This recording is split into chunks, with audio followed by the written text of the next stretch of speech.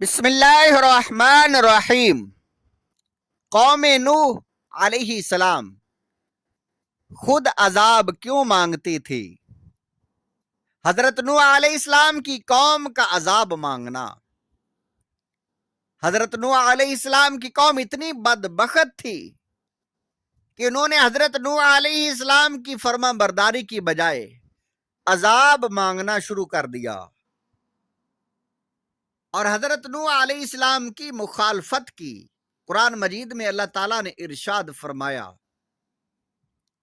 قالوا یا نوح قد جادلتنا فاکثرت جدالنا فاتنا بما تعدنا ان كنت من الصادقین قال انما یأتیکم بہ اللہ ان شاء وما انتم بمعجزین ولا ينفعكم نصحی ان اردت ان انصح لكم ان كان الله يريد ان يغويكم هو ربكم وإليه ترجعون ام يقولون نفتراه قل ان افتريته فعلي اجرامي وانا بريء مما تجرمون۔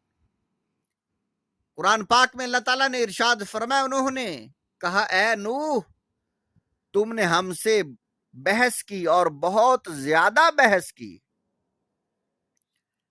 اب اگر تم سچے ہو تو وہ لے آؤ جس سے تم ہمیں ڈراتے ہو۔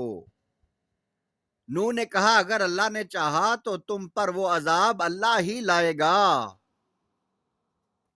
اور تم عاجز کرنے والے نہیں ہو، اس عذاب سے بچنے والے یعنی نہیں ہو۔ اور اگر میں تم کو نصیحت کروں تو میں اپنی نصیحت سے تم کو فائدہ نہیں پہنچا سکتا، جبکہ اللہ تمہیں گمراہ کرنے کا ارادہ کر چکا ہو۔ وہی تمہارا رب ہے اور تم اسی کی طرف لٹائے جاؤ گے۔ کیا وہ یہ کہتے ہیں کہ اس نے اس کو از خود گڑھ لیا ہے؟ آپ کہیے کہ اگر میں نے اس کو گڑھ لیا ہے تو میرا گناہ میرے ذمہ ہے اور میں تمہارے گناہوں سے بری ہوں۔ علامہ راغب اصفہانی متوفی 502 ہجری لکھتے ہیں، جدال کا معنی لکھتے ہیں، جدال کا معنی ہے بحث اور مناقشہ۔ بحث اور مناقشہ میں فرق فریق مخالف پر غالب آنے کی کوشش کرنا، یہ اس کا معنی ہے۔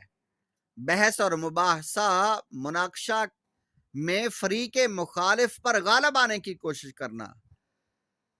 جدلت الجبل کا معنی ہے میں نے رسی کو مضبوطی سے بنا لیا، اور اجدل طاقت ور شکرے کو کہتے ہیں، اور اسی سے جدال بنا ہے۔ گویا بحث اور مناقشہ کرنے والوں میں سے ہر فریق دوسرے کو اس کی رائے سے ہٹانے کی کوشش کرتا ہے۔ ایک قول یہ ہے کہ جدال کا معنی پچھاڑنا ہے اور اپنے مخالف کو سخت زمین پر گرانا ہے۔ علامہ ابو عبداللہ مالکی قرطبی متوفی 668 ہجری لکھتے ہیں، دین میں جدال کرنا محمود ہے۔ اسی وجہ سے حضرت نوح اور دیگر انبیاء کرام علیہ السلام نے اپنی قوموں سے جدال کیا تاکہ حق کا غلبہ ہو، اور جس نے ان کی موقف کو قبول کر لیا وہ کامیاب اور کامران ہو گیا، اور جس نے ان کے موقف کو مسترد کر دیا وہ ناکام اور نامراد ہو گیا۔ نہ حق جدال کرنا تاکہ باطل کو غلبہ ہو، یہ مذموم ہے، اور ایسا جدال کرنے والا دنیا اور آخرت میں ملامت اور مذمت کیا جاتا ہے۔ کفار نوح کے اعتراضات۔ سابقہ آیتوں میں اللہ تعالیٰ نے حضرت نوح علیہ السلام کے دیے ہوئے وہ جوابات بیان فرمائے تھے جو انہوں نے کفار کے شبہات میں دیے تھے۔ آپ علیہ السلام کے جوابات پر کفار نے دو اعتراض کیے۔ کفار نے حضرت نوح علیہ السلام کے جوابات کو جدال سے تعبیر کیا اور کہا آپ علیہ السلام نے بہت زیادہ جدال کیا، یعنی لڑائی کی، اور یہ اس کی دلیل ہے کہ حضرت نوح علیہ السلام نے ان سے بہت زیادہ بحث فرمائی تھی، اور حضرت نوح علیہ السلام کا جدال توحید، نبوت اور آخرت کو ثابت کرنے کے لیے تھا۔ اس سے معلوم ہوا کہ حق کو ثابت کرنے کے لیے دلائل پیش کرنا، شبہات کا ازالہ کرنا، یہ وہ جدال ہے جو انبیاء کرام علیہ السلام کی سنت ہے۔ اور آباء و اجداد کی اندھی تقلید، جہل اور گمراہی پر اصرار کرنا اور اس پر جدال کرنا یہ کفار کا طریقہ ہے۔